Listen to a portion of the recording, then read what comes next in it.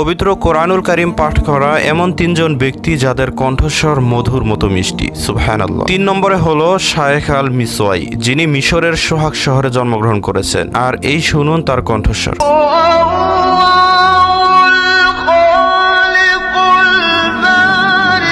দ্বিতীয় নম্বরে হলো মোহাম্মদ খলিল আল হুসাইরি, তিনি 1917 সালে মিশরের কায়রোতে জন্মগ্রহণ করেন। আর এটি হলো তার কণ্ঠস্বর।